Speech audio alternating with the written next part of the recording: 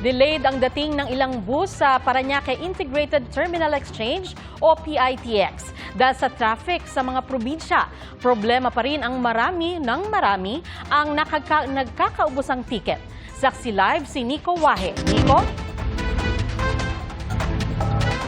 Sandra, sa mga nagbabalak na mag-walk-in dito sa PITX at papuntang Bicol ay samahan na raw ng dasal na magkansela ang ibang mga pasahero. Marami kasi sa mga pasahero rito kanina ang nagbakasakaling bumili ng tiket pero wala talagang nakuha.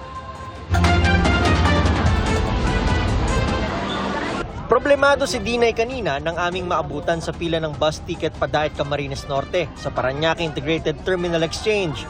Inikot na raw kasi niya lahat ng bus company na may biyaheng daet pero wala na siyang makuhang tiket para sa mga magulang niyang uuwi. Walk-in lang kasi sila. Sobrang hirap po, lalo na kapag hindi ka nakapag-book ng maaga. Biglaan kasi po yung biyahe talaga. Hindi naman daw siya makapag-check sa Cubao dahil baka wala rin siyang abutan. Fully book na daw po lahat ng papuntang daet. Bali magkakameron lang ng schedule siguro by 20 patas. Tsatsagayin na lang daw nilang maghintay baka sakaling magkaroon ng bakante mula sa mga magka-cancel na pasahero. Bukod sa kanya, maraming iba pa ang nagbabakasakali na makakauwi ngayong gabi. Kaso, ngayon po biyahe niyo?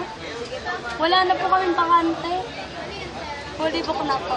may ibang maagap naman gaya ni Nanay Emily na February pa lang may tiket na pauwi ng Donsol, Sorsogon. Kaya maaga na ako ngayon para hindi na ako makipagsiksika. May ilang bus naman kanina na na-delay ang dating. Sa traffic sir, sa port ng Quezon.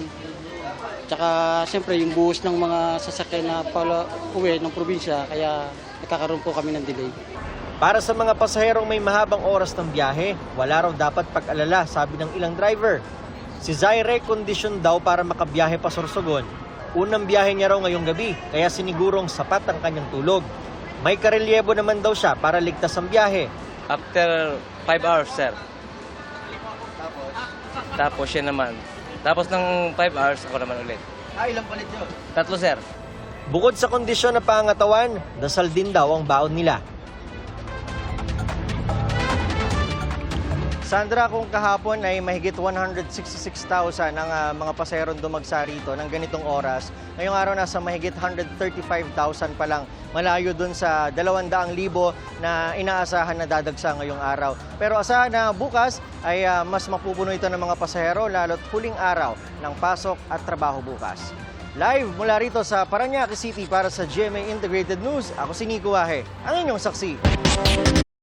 Mga kapuso, maging una sa saksi. Mag-subscribe sa GMA Integrated News sa YouTube para sa iba't ibang balita.